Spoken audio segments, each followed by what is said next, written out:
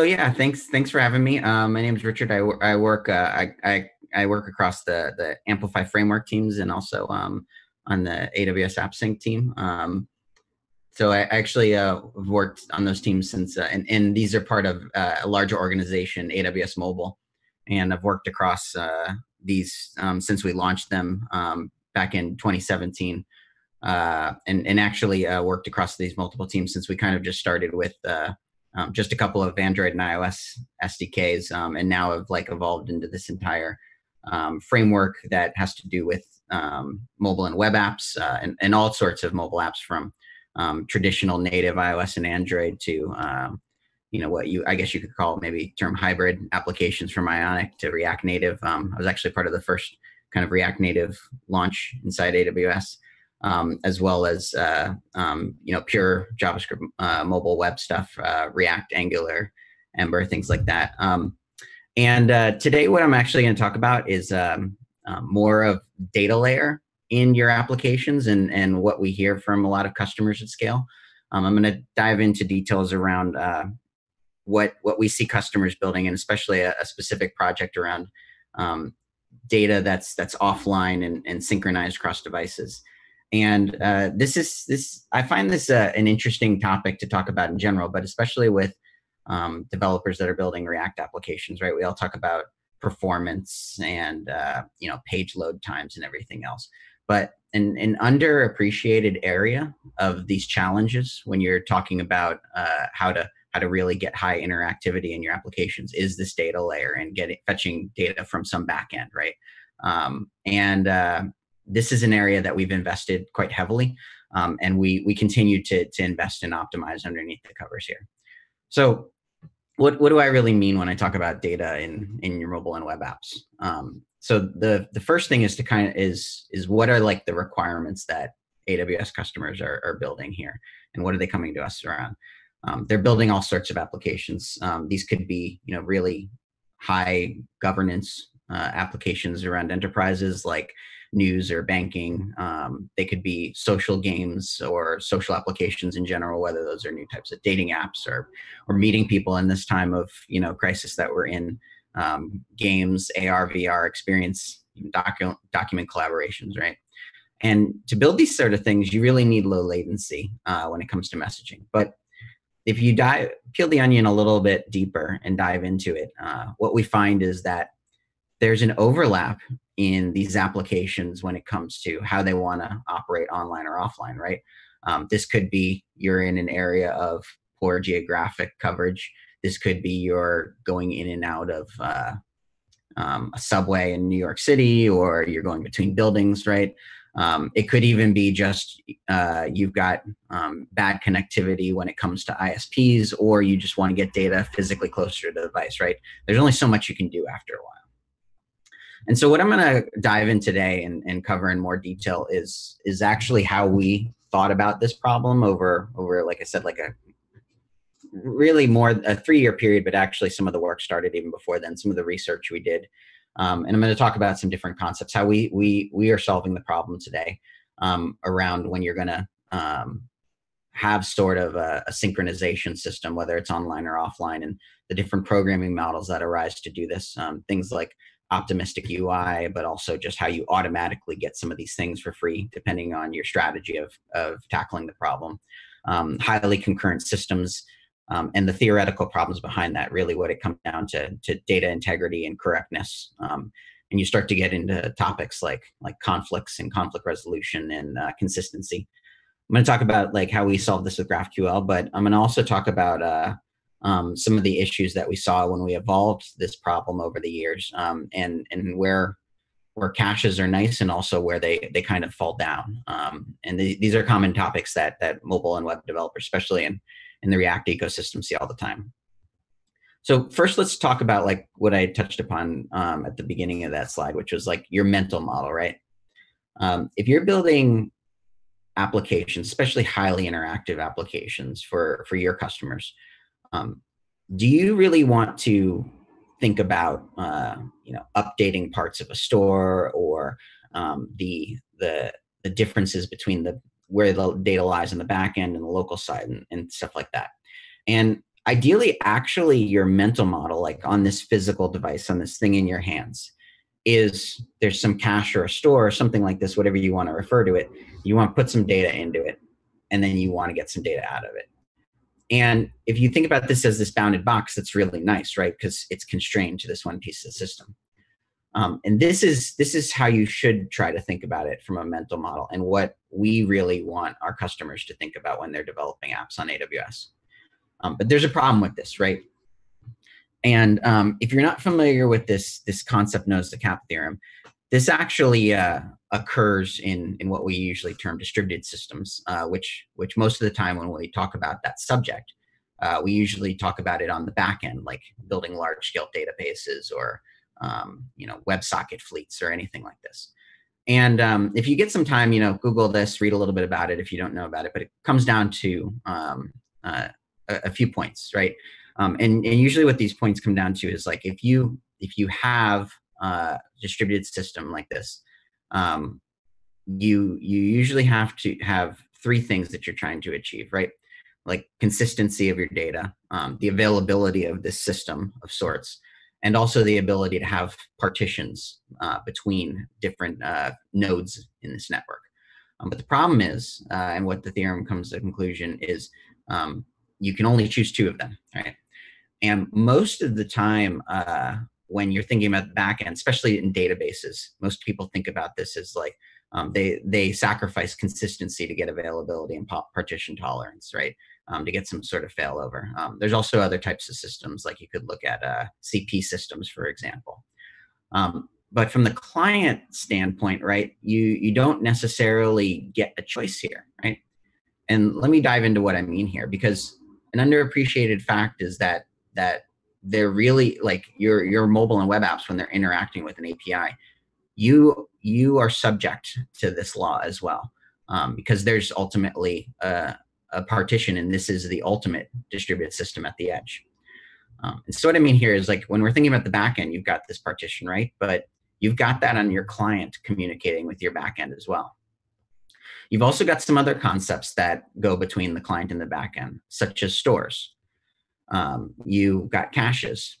However, again, when I talk about choices on the client and it's constrained, these are usually intertwined, and this ends up actually getting us into a problem that I'll talk about more. You also have concepts of queues, right? And these give us the capability to both keep our system a little bit more decoupled, right? Loosely coupled system is nice for failover and other nice properties that we get.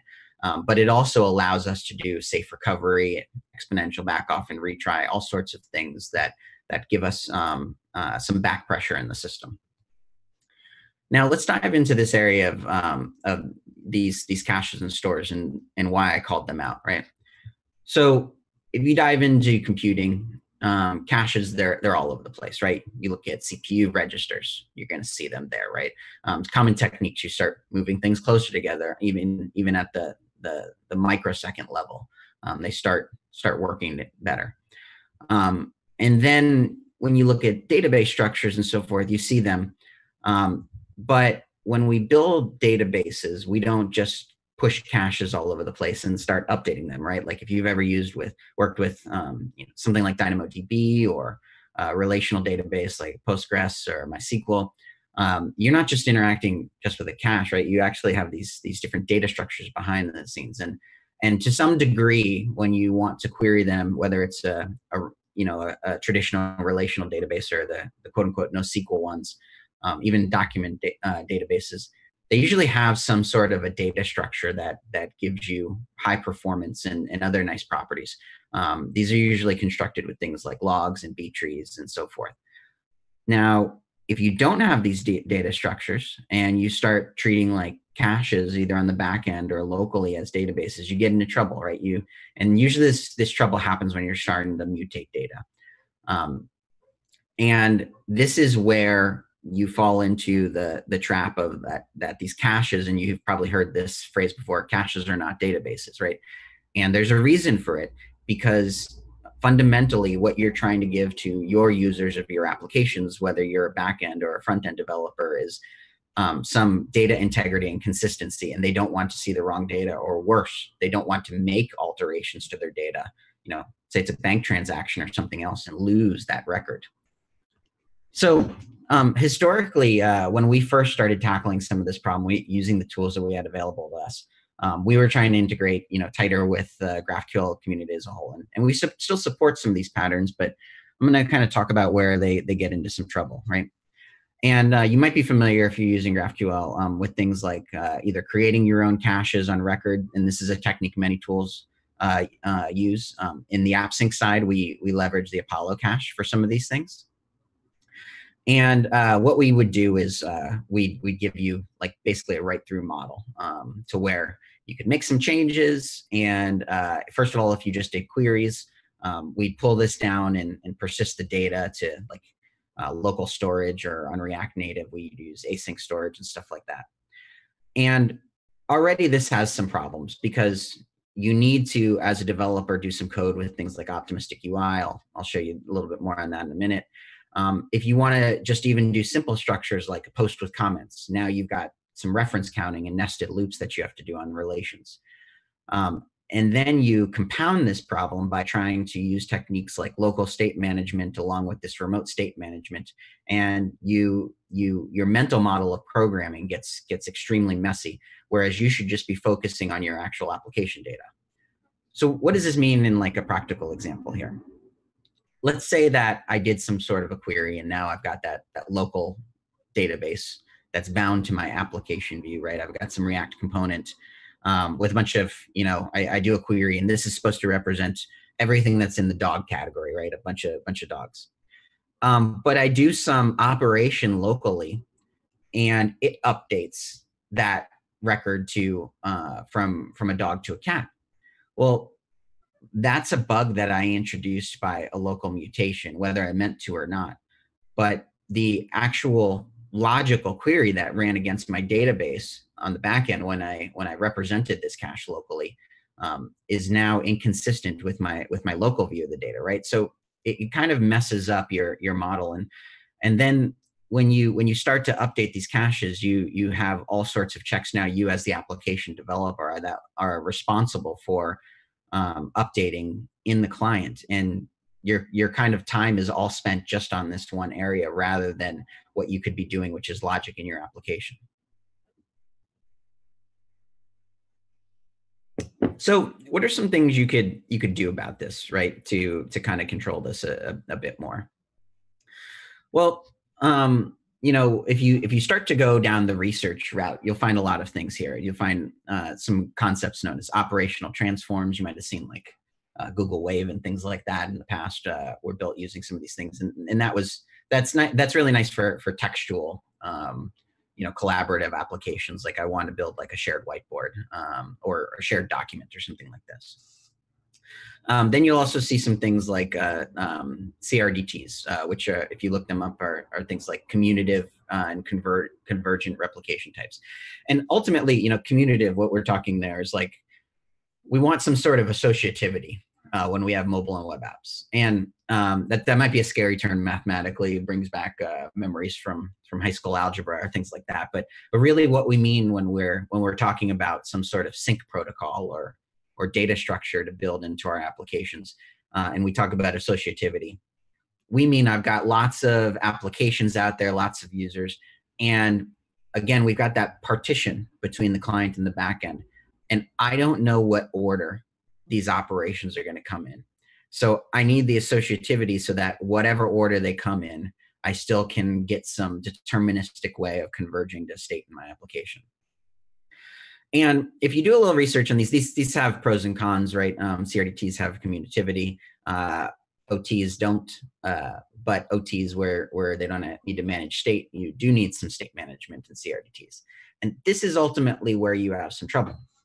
So if you're familiar a little bit with AWS, you know that we've got some services that have some pretty impressive benchmarks around scalability and things like that. And that's how we build our systems. We want to achieve high scale because anybody could be building the next mobile or web app that takes off, right?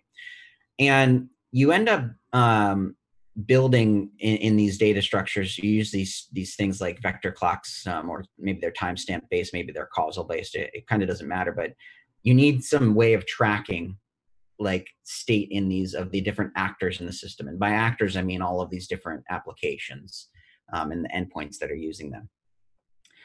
And the problem is if you just start locally on the client and build that out and then try to replicate that state and manage it on the back end, you get this state explosion, right? And you need some way to perform like eviction and garbage collection, right? And if you don't address this, you will hurt the correctness of your system because you need to know when not only updates, but things like deletes on mutations are stable, right? You need to do things like soft deletes, for instance, which is, mark an item as a tombstone and then later clean it up because you might need it for auditing reasons or something else, especially in enterprise systems, right? Then you might ask yourself, well, why do I need to replicate some things to the back end? Why do I need some centralized authority? And you will almost always need this in a system for several reasons. One is when you're building some solutions like this, it's nice to look at them in isolation from a data structure perspective. But realistically, what is in your application you're going to have, right? You are going to need some sort of authentication and authorization, right? People are going to need to log in with their social media accounts or maybe a user directory that you create, and that's something that you're going to need to do centrally for several reasons, not only just for the security behind it, but also because you're not going to put a bunch of user directories on every device and replicate that. You are going to have things that you need to do, such as analytics to know the data on your applications. You're going to need rich content, right? Object storage, something like S3, for example, of uploading, right? So ultimately, you are going to have some sort of parent-child relationship with central authority in any application that you build, right? So already that changes the construct. You're going to want to do logging. You're going to want to do tracing, right? Let me tell you, when you're dealing with conflicts in data structures and an update has occurred that might delete or change data, you need some way to trace that in your system and know what happens. And part of this comes down to user intent, right? Because when you look at some of these data structures and you have no way of manipulating the intention of the user and the updates that they make, and it just follows some data structure path that might result in an action that they didn't mean, this will ultimately hurt your application's behavior in general.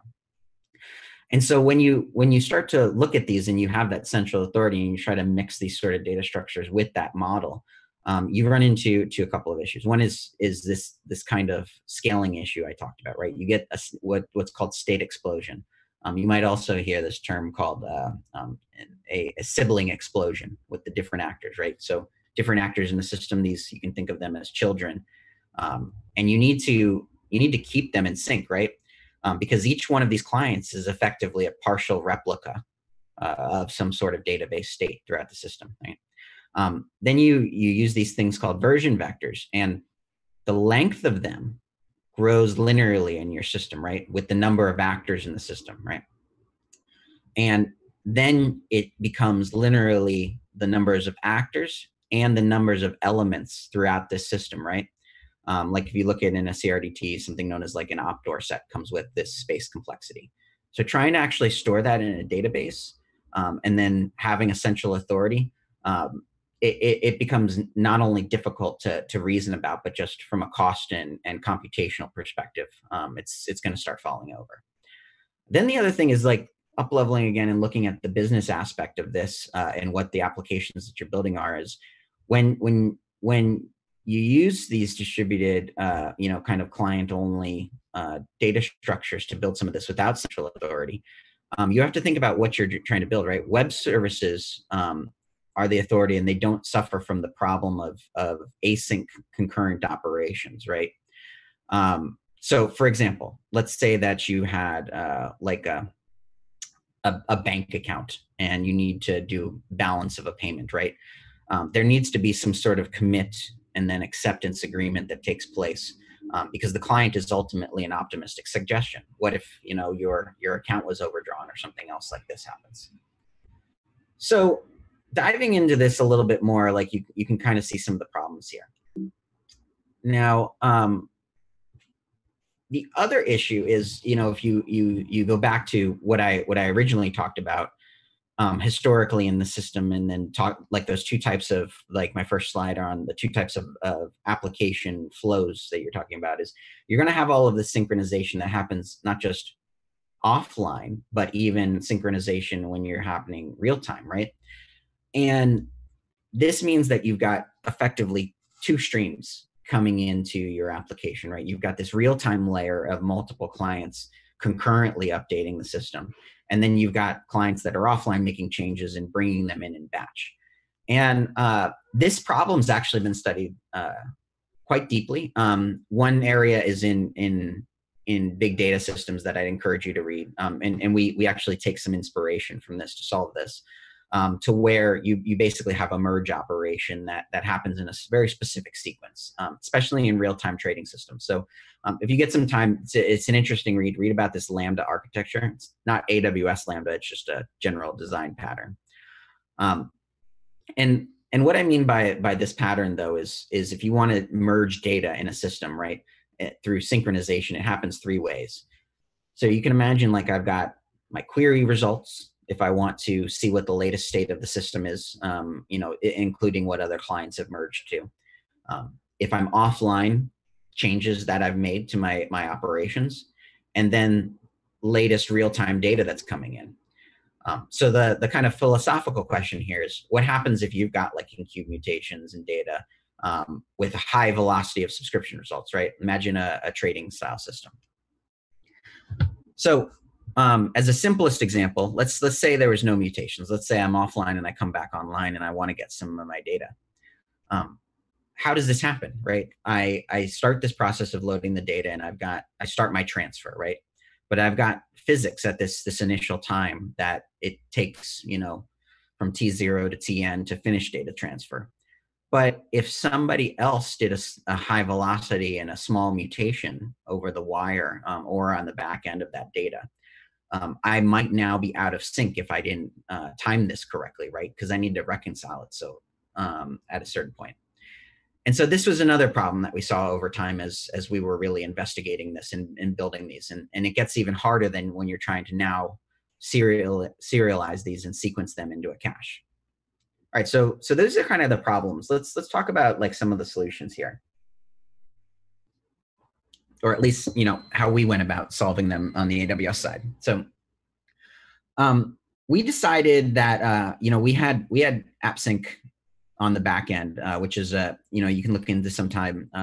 It's a managed GraphQL service that has a bunch of scalability properties built in, including databases on the back end, such as DynamoDB that we chose to rally around. Right, these are services like DynamoDB that AWS and Amazon as a whole is actually built upon. And we wanted a few properties to solve this, right? Knowing this history lesson, right? So first of all, we wanted to do some sort of automatic versioning and conflict detection, as well as conflict resolution. So these are two separate things, right?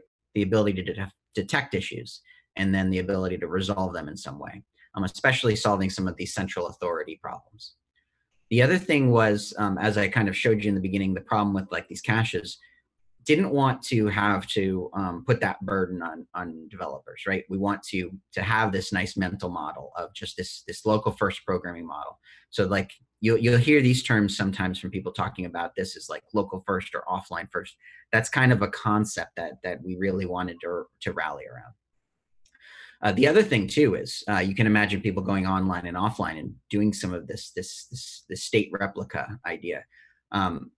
We had several customers that they had use cases like Aldo Shoes, for example, is one of our reference customers that you'll see on in some reInvent videos. Like they'd have people that went into stores with kiosks, and they had shoppers. Like, so they're a shoe store. They'd go into malls and they'd say, I want this pair of shoes. Somebody would on a tablet or other device, say, get this from the back. A runner would go into the back, and what would happen, that person goes in the back and they've got their phone, they get the assets, come back out, but they're offline when they're in the back of the store. And so when they're coming back online, other orders might have come in, so they only want to get those deltas. And the question is, how do you solve that, right? And especially when you're thinking about mobile or web apps, just pulling over large states of data, even if you do have native applications, you've got a lot of CPU processing the larger data sets that come down if you want to merge them into a cache. So that's very challenging. So the architecture that we built looks something like this, and I'm going to go into this in a few phases. But basically, from a developer standpoint, we want in the upper left-hand corner, we want them just to interact with this data store API. And what that means is provide something very simple from a CRUD standpoint with predicates, right? Ability to create objects, update them in an immutable way, give predicates and conditionals over operations for reading, just objects matching the specific rating on a post, for example, as well as subscribe and observe data. We need a way to persist that locally, right? But to do it in a way that it's not going to be in a cache perspective. We do this in a specific manner across web as well as React Native. That I'll talk about a little bit in detail on when I go into that part of the architecture. But then we need a way to take advantage of all the benefits that GraphQL gives us, right? And we decoupled this into a separate component in the architecture, something known as a sync engine that actually observes. So uses observables to see changes over the storage engine as a developer interacts with it, as well as observe changes from the backend using GraphQL and serialize these operations over the network into standard GraphQL queries, mutations, and subscriptions. So what's a developer workflow for this? How does this happen? Well, the first thing is when you're dealing with lots of different platforms, you're dealing with web, React Native, you're dealing with native iOS, native Android, and so forth. One of the things to start with is your data model, and we wanted to give a consistent experience to everyone. So we rally around GraphQL Schema Definition Language, or SDL. And what happens here is you simply, like in the React side or React Native, you can visit the Amplify docs. You'll see we've got an npx script. You can create React app, Expo, whatever. Go into that directory and you run this npx Amplify app. In that, it will set up everything, the build tooling locally, and give you some sample schemas which you can modify. And you simply, run what we call model gen, right? And we even integrate a little bit more with Gradle task and Xcode build phases on the native side too. But this converts your GraphQL SDL data model into an appropriate language construct, right? So these are going to be TypeScript classes. There'll be Java classes, which you can call from Kotlin as well in Android. There'll be Swift classes with some metadata. And that alone allows you then to use the data store API to operate over instances of those models, right? So you can see here, like I can do a data store.save and I create an instance of a post, right? I can do a query, and in fact, you can see a little bit of that Fluent interface there. I can observe on those posts. So when writes or reads happen against that storage engine, not only mine, but things coming over the network. I can also delete them with conditionals, and these will be part of my conflict resolution that happens as well. And this Fluent interface that we build is pretty interesting too, because if you've ever looked at one of the advantages of using GraphQL and this build phase is if you've ever looked at other systems that have similar Fluent interfaces, even database ORMs, you usually get something a little bit opposite. You get, instead of like, kind of going back where you usually have to write like a post and then do the greater than and pass in the object. We instead have the object and then you pass in the condition on it.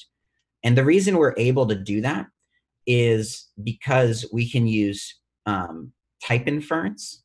So in TypeScript, we can actually use generics, and then in Java and Swift, we can use some metadata. Some of that's going to be some of the runtime operations that we can do. Other things going to be hints that we give to the classes as far as the build process. But what that means is that you basically can just think of the fields in your object and pass the conditions to them, similar in like a SQL style statement.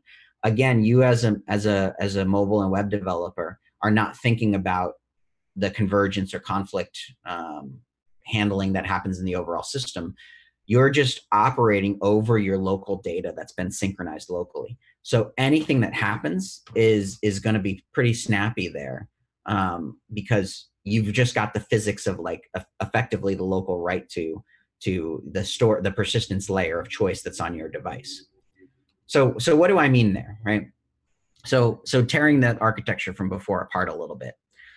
You could add this to your application. And by the way, one thing to point out here is just to operate locally with this kind of mental model, no AWS account is actually needed at this stage, right? So people that are just looking for a nice persistence interface without having to dive down into the low level details of local storage or IndexedDB or something else, or even async storage in React Native, you could just use this just for that, and it's a nice programming model.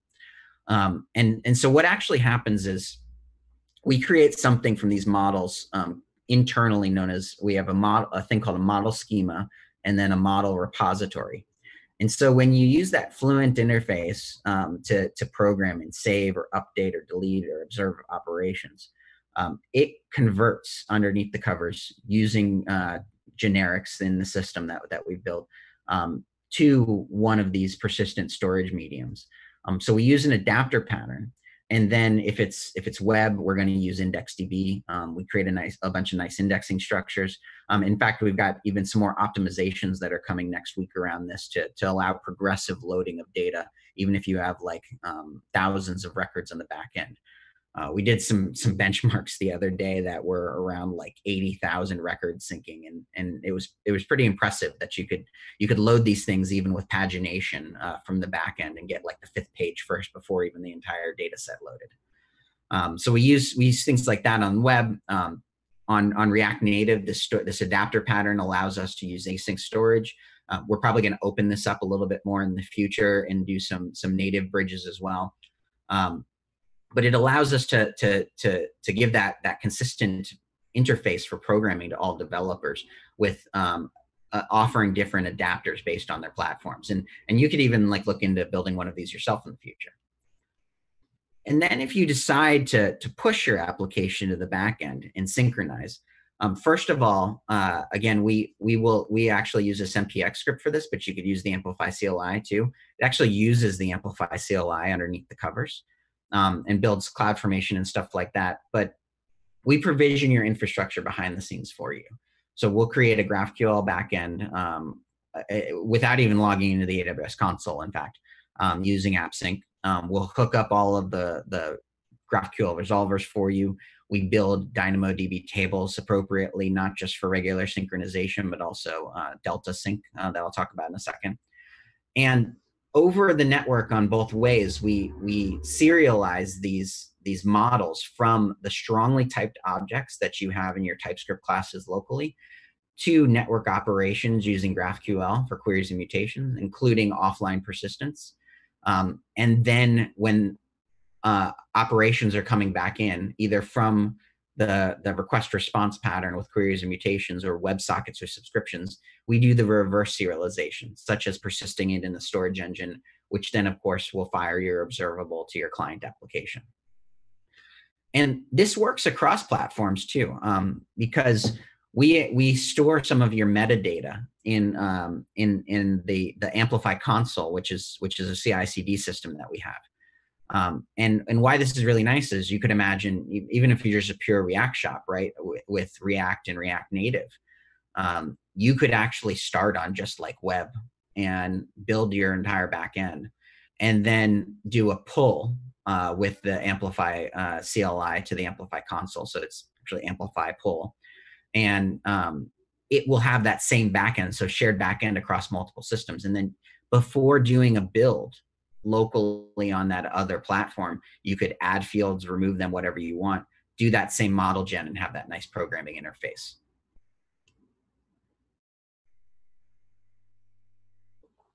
Okay, so how does some of this, like I talked in the beginning about some of these convergence and conflict resolution things, how does some of this work on the back end? Well, this data is coming in and out, right? And it's highly concurrent system. And so what we built in to handle this, again, with the central authority is something that we call sync-enabled resolvers, right? And they do these two things. The first is conflict detection. And the second is conflict resolution. You can see a few of the properties on the right-hand side in the template language that we use in the resolvers is this new operation called sync.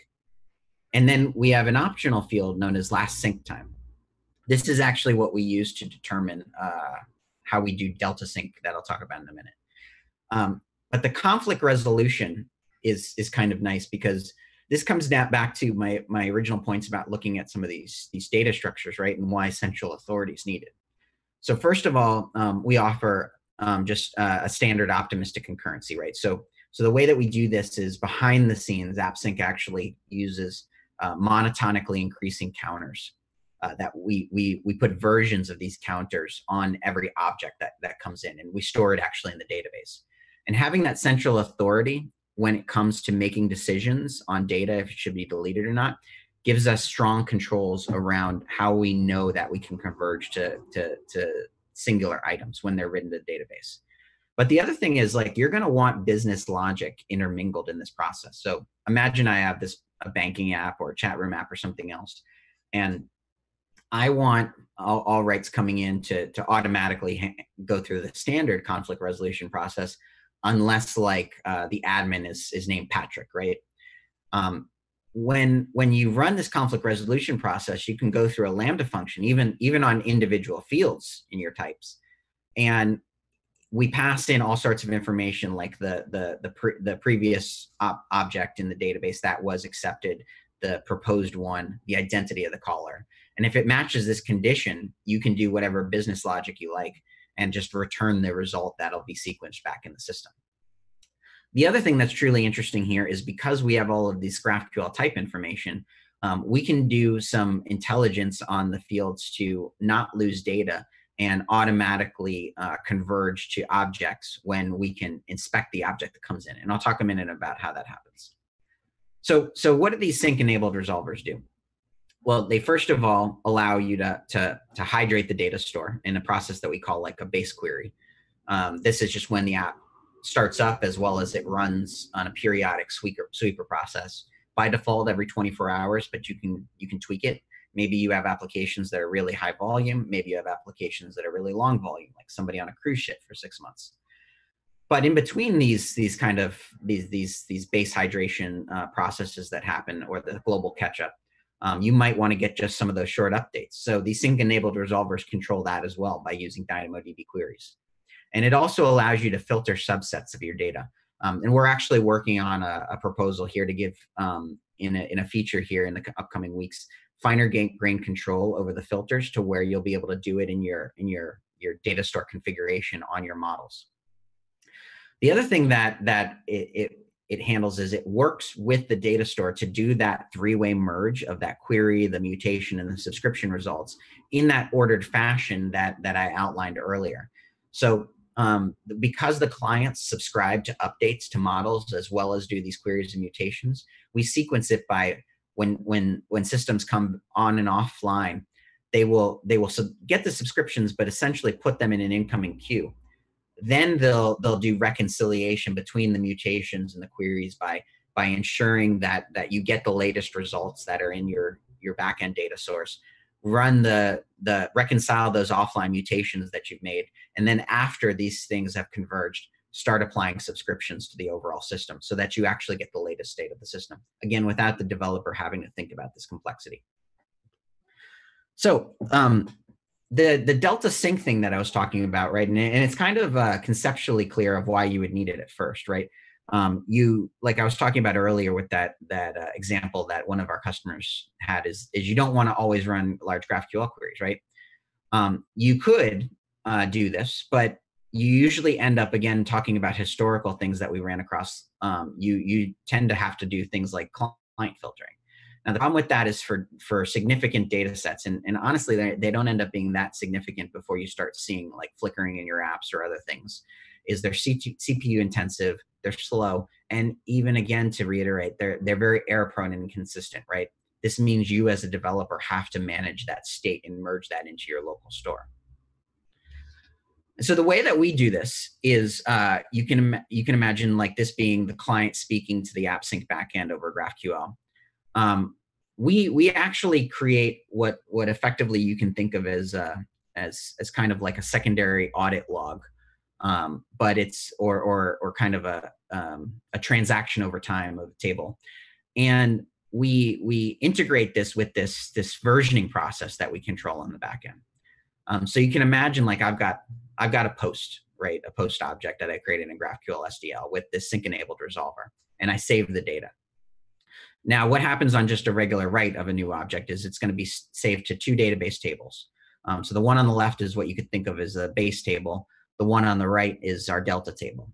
But what's interesting on the Delta table, and you can see the IDs there that we've got, we actually partition this into what you can think of as time buckets, which is a combination of the type itself, the version that we put over it, as well as some nanosecond calculated timestamps on the back end.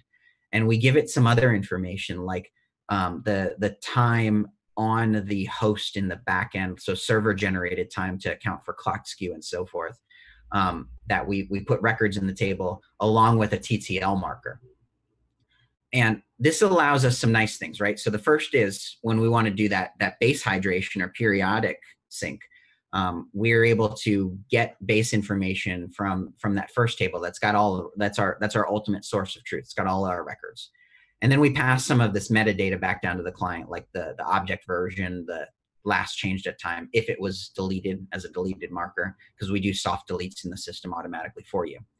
And it's the TTLs that allows us to do the soft deletes, because we use DynamoDB in the backend, right? Giving you scale first on this for hundreds of thousands of clients. And then the data store client uses this metadata to reconcile the state on the local system. Again, so it's ultimately represented in your application view without you as the application developer having to think about it.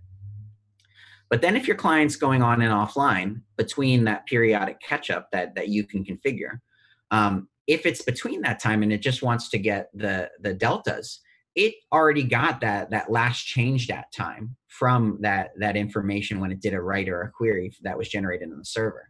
So it passes this in. But instead of your application having to think about different GraphQL queries to run for deltas, that sync-enabled resolver in the back end automatically goes over to your Delta table. It looks in that time bucket because it had a partitioning scheme for it and just fetches back the missed information from when you were last online. So you get this really nice property without your client having to account for it and do different network fetches. Now, the last thing I want to talk about here is what happens, like these conflicts happen, right? I talked about, like, all these objects have versions. We control these monotonic counters. You can even put extra properties over your objects, such as authorization rules. I won't go into these today, but you can look at some of the Amplify documentation on how we give you a directive called @auth to give fine-grained authorization on the objects themselves. Even things like these people in different groups, like editors versus HR and stuff, can have different permissions, even across writes, reads, or subscriptions. But diving into more of this write flow, right? You can do this optimistic concurrency, and you saw the versions between the tables that we track. And the nice thing about this is you can see it all happening because it is your data, right? It's not some opaque database. But we have this other property known as auto merge. And the way that this works is, imagine you start with some original item. And I'm going to talk about two things. I'm going to talk about small objects as well as lists. So let's say that you start with the original item, and it's got 3 fields. Name Shaggy, age is 6, the breed of the dog is a beagle. And then I've got 2 clients. And one client, the client A, is updating the age to 10, while the other one is updating the breed to miniature schnauzer. And this is going to be a highly concurrent write on the system, right? I don't know which one's going to win, right? This is where I need that associativity property. Well, the nice thing here is, though, since it's using GraphQL, we actually know the type information, and we can decompose it to get some context from it to do a union on the results. So you end up actually getting the final result because we know that the subfields on the overall object didn't conflict, and we can merge them together.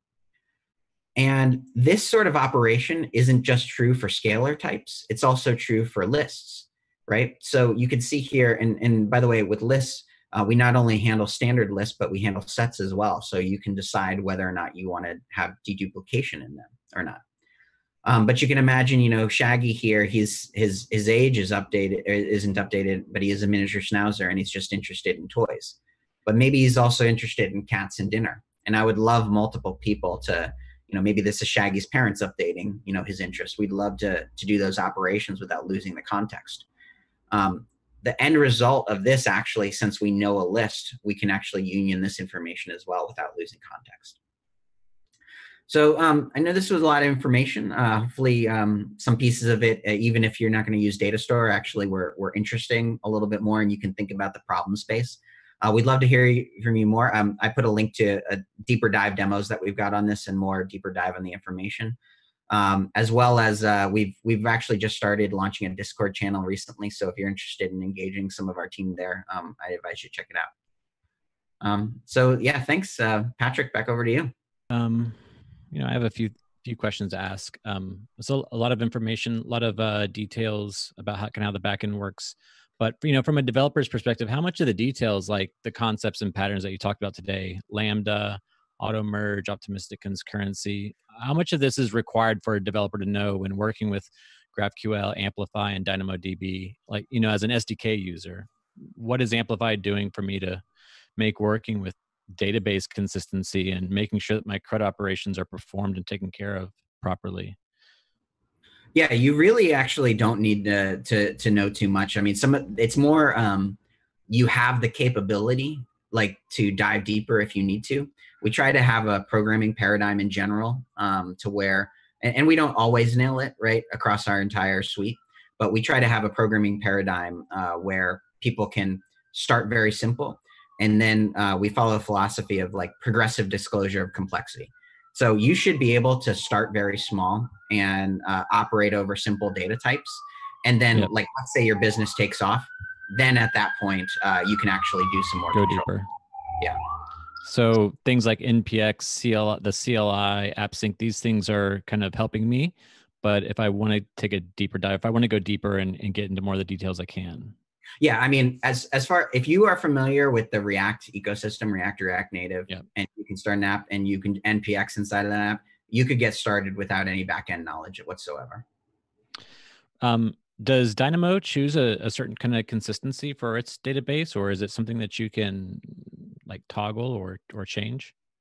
Yeah, so when some of those consistency operations, usually what you dive into concepts are something known as eventual consistency, Yep. when you're sacrificing these two things. And what that means practically is the capability to read my writes, okay? Now, you can actually toggle Dynamo for strongly consistent reads. Yep. And that matters if you're dealing with Dynamo directly. But because we're actually doing writes, and it's interesting if you want to check it out sometime, there's a presentation known by a guy named Jasso Sorensen, who's a member of the Dynamo team. He actually worked on S3 as well as AWS. And he gives a deep dive on Dynamo under the hood. And you'll see like how we actually, there's something known as a request router. And then there's a three-way replica in every data center when writes come through. And because you're doing actually a write and it's hitting the master to do that needs at least one confirm in a quorum that comes through, you end up getting that strong consistency anyway. So you, again, as a mobile or web developer, don't need just operating through AppSync and doing that write operation with a condition on it. You don't actually need to think about it because you effectively get reading your writes for free. Have you guys looked into enterprise databases like Couchbase that are making life really easy for developers to manage clusters and to not have to get too far into the weeds? I mean, and like, how does Dynamo compare to like Mongo, Couchbase, stuff like this? So, I mean, I'm familiar with all of those, and we've looked into a lot of them.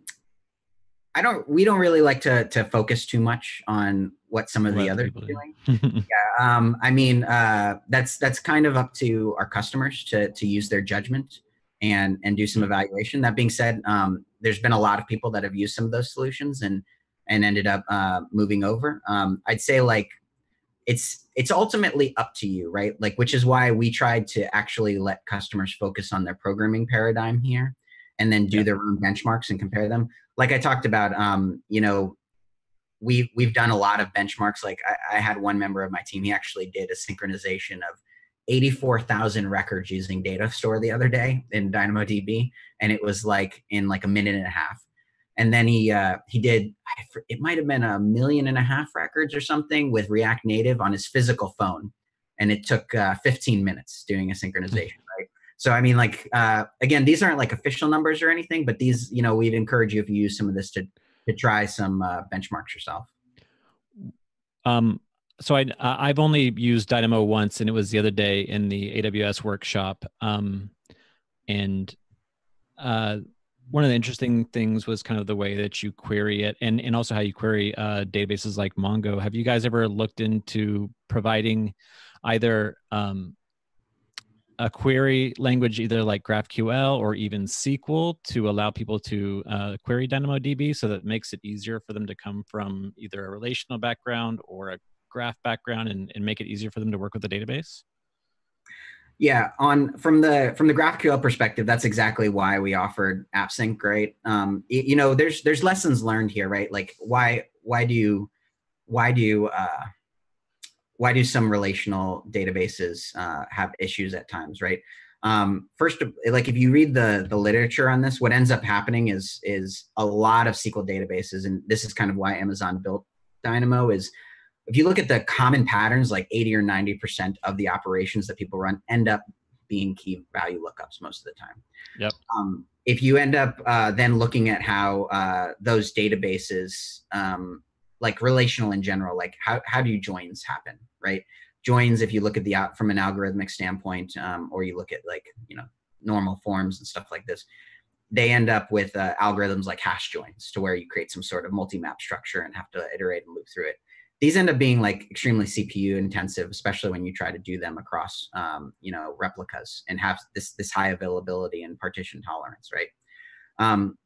So ultimately, like it ends up being where are you in the life cycle of your business and getting going. And that's really why a lot of our opinionated stances in Amplify from a framework perspective, like even why we do, multiple tables like this and make it easy for the developer and use GraphQL over the top of the layers, because those developers that are familiar with that sort of language and just working with their application and data, they can just think in simple terms and get up and going. But that's kind of like why I talked about like that concept of progressive disclosure of complexity, or even like my philosophy is, once somebody has crossed the chasm to mentally get into the place, like they create an app that takes off and is the next thing, and they have to think about these scaling concerns. That's a good problem to have, right? And then they can learn a little bit more of these concepts. So that's kind of why we sacrifice a little bit of, you don't need that crazy optimization to know all of those inner details of those things. Let's give you like GraphQL SDL and these constructs to operate it. And like, if your business takes off and does that great to where, you need to optimize for scale because you're paying a little bit extra money for some of this stuff, that's a great problem to have. I'd much rather have people talking to me about that. We have a question from the Discord server. Looks like it can resolve conflicts on different fields or lists, but what about two users that are editing the same field? Yes, great question. Yeah. So you could think of it as a cascading mechanism all the way back down to the smallest field. And we actually give these rules in our AppSync documentation. If you checked it out, you'll actually see that in the AppSync docs itself with a bunch of examples. Ultimately, you will, and this is actually true of any data type, even OTs or CRDTs. You come down to some point where there is context that's needed and a decision to be made. I mean, think about Git, right? No matter what we do, we need some sort of merge conflict that we have to account for. At that point, you still have the same controls to fall back to OT or excuse me OCC with optimistic concurrency, and or this isn't really this is a loosely defined industry term, but last right win style, running a Lambda as well. And also we do give the capability to pass that conflict back down to the client. So you can let the client determine what it wants to do with the conflict as well. Our philosophy is we don't want people to lose data. Got it. So Robel, who asked that question, if you have a follow-up, let us know. I have one more question. It's actually for the organizers. And basically, they were asking you, Patrick, what kind of setup were you using to do the conference this year? And also, I think we should give Patrick some kudos or a hand for actually pulling this off and actually having a virtual conference in such short of a time. But maybe you can talk just a little tiny bit about what we were using. You said we were using Zoom, AWS, OBS, and yeah, actually, I'm using my internet connection from home, which I don't trust at all because every few hours I get cut off for like 10 seconds. So what I'm doing is I'm running OBS and Zoom on a AWS Workspace virtual desktop. So even when I get disconnected, the Zoom keeps running on the desktop, on the virtual desktop. So it works amazing, by the way. So congrats to the AWS team for this. Yeah, they have a solution for every problem. If you had to do a virtual conference again next year, is there anything that you would change or kind of going through these last couple of days, something you would do different? Did everything work out pretty well for you? Yeah, well, I got mixed up for one talk, I think, but yeah. It went pretty well, I think. What do you think, guys? I think it went pretty well. Zoom is something that a lot of people have had some issues with, but it actually did the job for us. So I'm pretty happy with everything so far. I have a question for Richard. So you said that you can use the data store without AWS, and if I want to sync with another backend, is this documented? Is this how difficult it is to sync? So technically you could use it with a different backend. So you can use it definitely just without a backend at all locally. The client server contract is pure GraphQL. That's not documented extremely well right now. If you wanted to do something like just build it by hand, like on an EC2 server or something in a colo, that's something that we're looking to do a little bit more over the next year. We just haven't had the cycles yet to fully document that as a spec. But kind of like you saw in the diagram, like and you could actually see this yourself if you wanted to just like dig into the details. And I mean, the source code's all open source too. But it is taking those operations, sending GraphQL operations with the standard fields, including those 3 pieces of metadata, if it's been deleted, the last changed at time, and then the, I forget the third one, early in the morning, sorry. But that's right. like technically, if you wanted to build a GraphQL server and do this, I mean, this actually was part of our design consideration. Because I mean, you could build this with a proprietary system, right? And not GraphQL. Like build your own proprietary REST endpoint, have some metadata and type information, and do some of that. But we didn't want to go that route. We actually wanted to rally around an industry standard that we were using. That was also the motivation in general behind why we built AppSync. Is because we didn't just want another proprietary database or a proprietary backend API system to do a lot of these real-time and offline programming tools. Okay, because I use it with Amplify and it works great. So yeah, I don't think I'm going to use my own system, but I was just wondering because you mentioned it. Yeah, if more people start just depending on time and backlog, because we've got a lot of requests, but the more customers that want to dive into some of this, and talk through it with us on our GitHub repos, happy to answer some questions around that there too. And with AppSync, because I'm using it with DB, DynamoDB, and I can only filter by ID. And if I want to filter by another field, is this possible, or do I need to?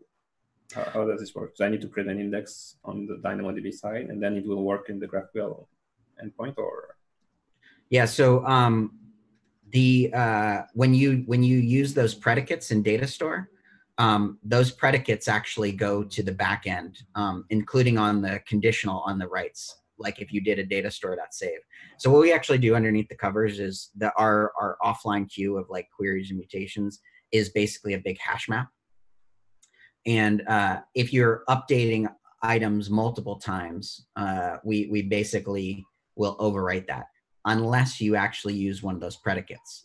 Then we append it onto the end of the hash map. And this is what gives us some specific database properties as well, like I was mentioning, not just around associativity, but actually having transactional semantics here. And then what happens is those operations go through AppSync and are translated into DynamoDB filter operations or update expressions that happen against your DynamoDB table. Now, the one thing you can't do today in Data Store is do on your base table in the base sync automatically pass through some of these filters and indexes. But we're actually working on that right now, and we're going to deliver that in phases over the next month or two. Sean, do you have a question? I got a few questions. Hi, Richard, long-time follower, first time caller. How's it going? Yeah, you flashed the Discord. It's news to me that you have a Discord. You flashed the Discord link really quickly. I was wondering if you can paste that in the chat so that, because like we have a bunch of people on Discord right now. Yeah. Make it really easy for them to join. I already posted it. Oh, yeah, you did? Okay, awesome. This is brand new. I mean, like literally, we're just launching it like 3 days ago. So, hey, you got 300. You got 300 members. That's pretty good. Wow. And there's a lot of channels. Yeah. And yeah. So the one thing I'm very keen on Data Store. Obviously, I think something I wasn't really like people kind of associate Amplify with AppSync, and I think we had that Twitter discussion a while ago on like how easy it's like. Do people actually use AppSync without Amplify? Like, is Amplify like the best way to? I mean, it obviously is the best way to configure and deploy AppSync, but is it a goal of AppSync to be an independent service? I mean, yeah, AppSync is definitely a completely independent service than Amplify. Like, you should think of there's actually another I could try posting it on my Twitter here soon. Like there's a historical, I gave a presentation at GraphQL Toronto last year that gave like kind of a historical stance on how we got to this point, right? And the philosophical design of Amplify in general. Like you could think of Amplify as like, well, first of all, it's an open source framework. Like we really push that very hard. And that's not just like, hey, throw over the wall open source. All our teams operate open source, like all our CI systems, all our code reviews.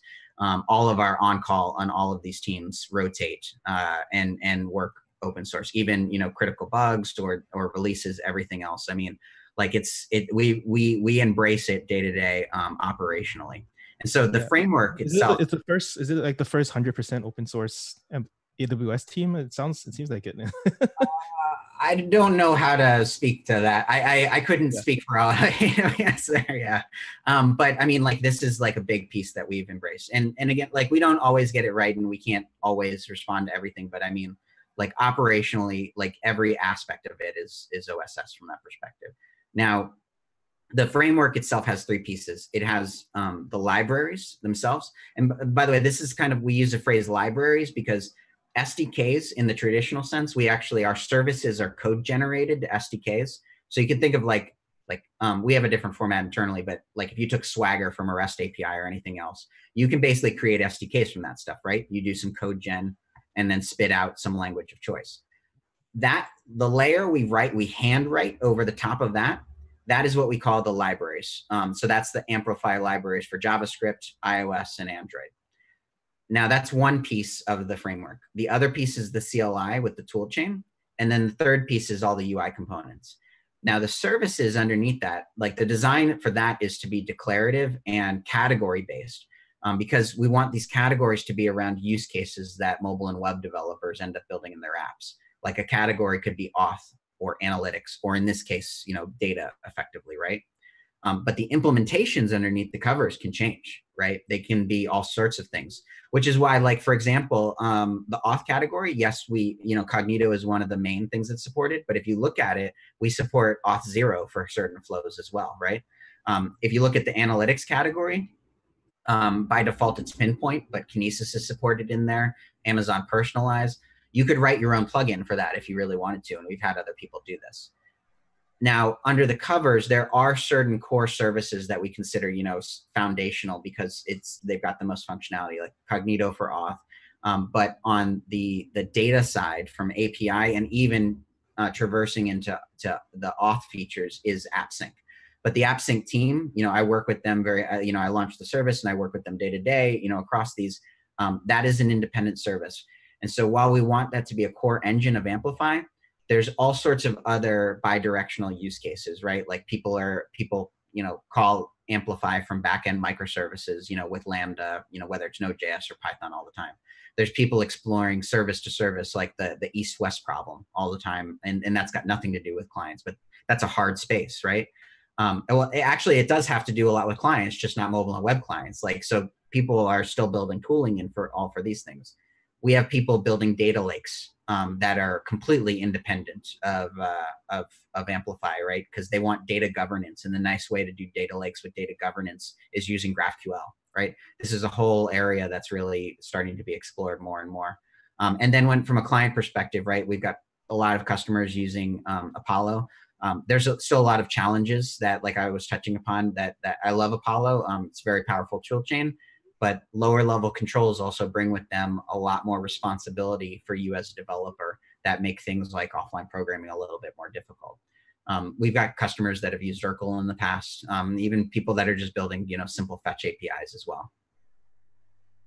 Very cool.